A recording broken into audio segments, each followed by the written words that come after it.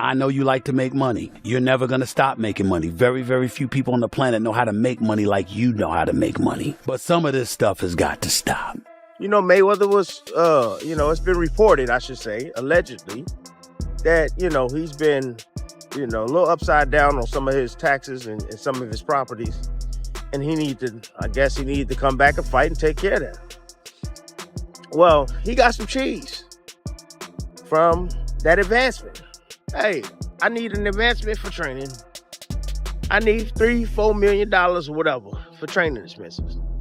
And if they agree to say yeah, and he put in a contract that is non-refundable, it's free money. So he's just saying, I understand it was a real fight, but now I want to change it. I want to change it now. I got my advancement. Now. Floyd Mayweather Jr. is now reportedly facing a possible 9-figure penalty after attempting to reclassify his upcoming fight with Manny Pacquiao as an exhibition instead of a professional bout. Legally, or is that just... He's putting himself in jeopardy. He's not putting the fight in jeopardy. I mean, he's not, how is he putting the fight in jeopardy? I don't say he's putting the fight in jeopardy. He has a contractual obligation. He signed contracts. He took money on all the contracts, and he took money out on loan against the purse. So he has an obligation, and yes, can he choose to not show up? Can he choose to want to back out of the contract? Absolutely. It's a piece of paper. I can take a piece of paper and sign it right now, and then I can go like this. Done. And the paper's ripped. But reports say that Floyd Mayweather Jr. already received a large advance payment from Netflix after agreeing to a professional fight, not an exhibition. The issue is that the contract was signed for a sanctioned bout, and changing it now could potentially violate the original agreement. I want to say, at the end of the day, I'm the smart one. Because I don't care if you write good about me, you write bad about me, just keep writing about me. Y'all keeping my name out there. Y'all talking about, oh yeah, Floyd, they say, oh, Floyd don't look good like he used to look. Floyd Mayweather Jr. reportedly thought he could take the money first and adjust the terms later. New reports claim he used his signed fight agreement involving Manny Pacquiao and Netflix as collateral to secure a loan from a lender. We then get the report, as of yesterday, that Floyd Mayweather has already taken a cash advance payment of his purse for the upcoming Manny Pacquiao rematch on Netflix, despite it currently being in jeopardy. I don't even know how that's possible. Who gave him a cash advance before they even got to the fight? I understand paying some up front to secure the fight, but paying According to Boxing Scene, Floyd Mayweather Jr. reportedly received a significant financial advance from Netflix after agreeing to a professional fight, and then allegedly used that contract as proof for future earnings to secure additional upfront payments. This has now created a complicated situation, because if the fight terms are changed or not fulfilled, multiple parties could be financially and legally affected. Hey, I need an advance in order to, before you guys start publicizing this, give me a $10 million advance and yeah, we're good. Okay, here's your $10 million advance. Now we're set, we're ready to go. And then you're like, okay. And then you do exactly what Terrence Crawford has done in the past, which is start negotiating with other people. But you got the cash right there. So if you can get a better... Reports also say that Floyd Mayweather Jr. is under pressure to proceed with an official fight instead of labeling it an exhibition, especially since major companies like Netflix, The Sphere, Las Vegas, and other investors are financially involved. If those agreements are not honored, it could lead to legal consequences coming from multiple sides at once. On this, apparently from what Giles Mather, the CEO of Manny Pacquiao Promotions, is saying, would seem that he's kind of backed into a wall in terms of having to take this fight as a real fight, which, again, he agreed upon, apparently. Manny Pacquiao has already made it clear that he is ready to take legal action if necessary, but he also emphasized that he is not acting out of anger. He is simply standing by the contract that was signed. He warned that it would not only involve his own team, but also major corporations with significant legal influence. Pacquiao's camp also claims they have complete proof of the agreement, including signed documents, digital records, and detailed contract files that could be presented in court if the situation escalates. I didn't agree, and then I want a real fight. So he signed what I signed. He signed a real fight, and I signed a real fight, and he got his advance. So there's no reason to make excuses of that. This means the issue is no longer just about a fight, but about business obligations and legal responsibility. If Floyd Mayweather Jr. continues pushing for an exhibition instead of a sanctioned fight, it could escalate into a serious legal dispute involving multiple parties. Overall, the situation is becoming more serious, and how it is handled next could have a major impact on his reputation and financial standing. None other than Pacquiao himself. The place is now getting rebranded to Pacquiao Prime Boxing after Manny basically walked into Floyd's old gym and said, yeah, this is mine now. Also, just to clarify, this particular gym that Pacquiao now owns is separate from the Mayweather. And just when Floyd Mayweather Jr.'s situation starts looking like a financial chess game with real consequences attached, here comes Jazz Mather stepping in and flipping the whole conversation. He shifts it away from the drama and towards something bigger. Like forget everything for a second. This is about scale, timing, and opportunity all lining up at the exact same moment. Because when Jazz Mather starts talking about the Sphere, Las Vegas, you can hear what he means. This isn't just another fight. This is an event trying to redefine how boxing is presented. And he makes it clear this didn't happen overnight. It took years of failed attempts, wrong setups, and people getting in the way, until finally the right combination clicked at the right time. He's that. Floyd's very competitive. He wants the same thing. He feels he can come in, he can do the same thing, and why not give it that chance? They're both the best in the game. They're both world renowned, and I like how he casually drops that line about too many chefs in the kitchen, because that's basically a polite way of saying boxing has been getting in its own way for years. Then he brings Netflix into the conversation, and suddenly the whole picture expands. We're not just talking about a crowd in Vegas anymore. We're talking about hundreds of millions watching worldwide. And just like that, you start to understand why this fight is being pushed so hard despite everything going on.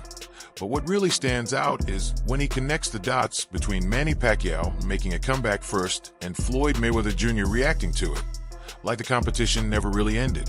Even at this stage, one makes a move, and the other immediately wants to match it. Or just are not able to get it close. A lot of times people will look after themselves rather than look after the fighters and the interest of what people want. So that's really... That rivalry never really faded. It just went quiet for a decade. Then Manny Pacquiao speaks, and the energy completely shifts, because while all this big business talk is happening, he stays calm, respectful, even wishing Floyd Mayweather Jr. well. And it makes you wonder, that's either the highest level of composed confidence or the most dangerous kind. Because while one side is navigating deals, platforms, and timing, the other side is simply focused on showing up and doing the job. And somewhere in between all of that, that's where this rematch becomes more than just nostalgia. It turns into a collision between business ambition and unfinished business. May God bless him and protect him always and give him good health. And of course, enjoying. And just when Manny Pacquiao is over there keeping things calm and steady, almost too composed for the chaos surrounding this fight, here comes Zab Judah sliding in with that raw, unfiltered fighter perspective that instantly shifts the energy. He's not talking about contracts like a lawyer. He's speaking from instinct, like someone who's actually lived it. Zab looks at this whole, I thought it was an exhibition, angle and basically says, nah, that doesn't even sound right. Because stepping in for a rematch with Manny Pacquiao is never just for show. That's legacy on the line, something that stays on your record forever. And honestly, it makes sense. You don't revisit something like this after all these years just to shadowbox under bright lights. Then Zab leans into the idea that maybe something got lost in translation. Maybe Floyd Mayweather Jr. didn't fully lock in on the details. And that's where it makes you pause. Because with Floyd, the guy known for treating contracts like blueprints, that's a hard thing to believe. When it comes to everything, you know what I'm saying? And then he proceeds forward. So if Pacquiao has an edge, a little bit, you can forget about it. Do you think it looks different? Do you think the fight looks different now that they're a little bit older now, and I mean, listen, like I said, both fighters are great. They both have skill. Nobody's scared of nobody. Nobody lacks or got anything over, one another. But Floyd got on Pacquiao. I won the first fight. Now Pacquiao, that's why Pacquiao's so adamant. and Pacquiao's activity. But then Zab Judah flips it again and throws out the possibility that this could all be a publicity push. And now we're right back in that gray area where nothing feels fully accidental or fully intentional. The moment he brings up that undefeated record, everything clicks into place because he compares it to an 800 credit score. And honestly, that's one of the most accurate analogies out there. That 0 isn't just history. It's leverage, branding, and protection. So, of course, Floyd Mayweather Jr. is going to guard it like it's priceless. But here's where Zab makes it really interesting. He admits Floyd isn't stepping into anything unless he controls the terms. And if there's even a slight edge on Manny Pacquiao's side right now, activity, rhythm, recent fights, that might be enough for Floyd to rethink how this all plays out. So now we're looking at a situation where one side wants closure while the other wants control. And Zab is basically saying that's exactly why this fight remains so fascinating, because both fighters understand what's at stake, just in completely different ways. This is not an exhibition. I mean, you got to think anybody that want to fight Mayweather in a rematch, especially a Pacquiao or anybody up to that style, they gonna want a real, something. And just when Zab Judah is breaking it down, saying this might really be about control, legacy, and protecting that perfect record, here comes Blue Blood stepping in and flipping the whole energy again. Not toward Floyd Mayweather Jr. or Manny Pacquiao directly, but toward the chaos surrounding the story itself. Because now we're not just dealing with contracts and money, we're dealing with misinformation running wild. Blue Blood shuts down that viral claim about Manny buying Floyd's gym, calling it AI-generated nonsense. And honestly, this is where things start to get serious, because now fans aren't just reacting to facts. They're reacting to manufactured narratives that look almost too real to question. And while he's clearing that up, he's still acknowledging the real pressure on Floyd, the IRS situation, the advance money, the confusion around the fight. And it all starts blending together into one messy headline where truth and exaggeration are constantly clashing. Investigation with the IRS. He apparently owes the IRS $7 million and they're looking to put a lien on his stuff. He's having issues with money.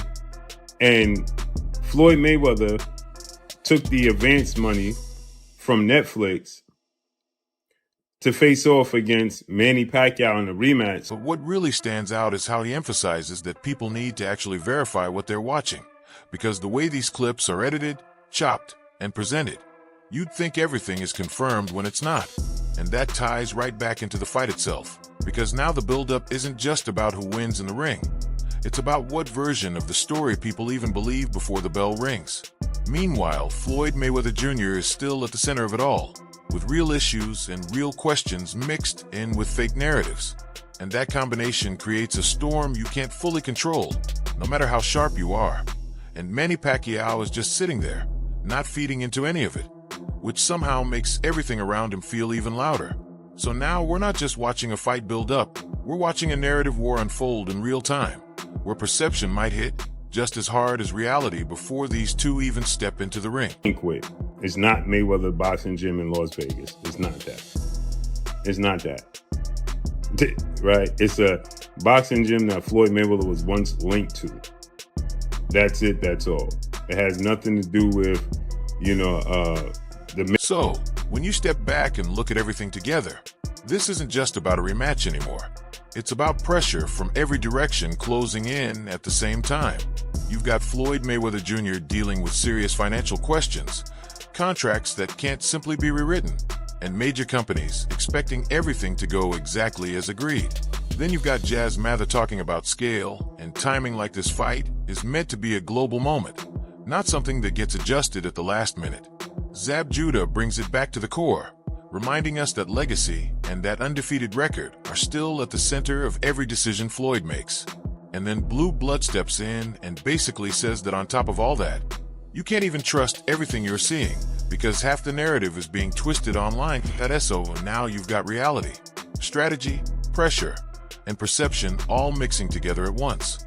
And right in the middle of it, Manny Pacquiao is staying calm, sticking to the contract, and not changing his position at all, which honestly makes the situation even tighter for Floyd because now it's simple.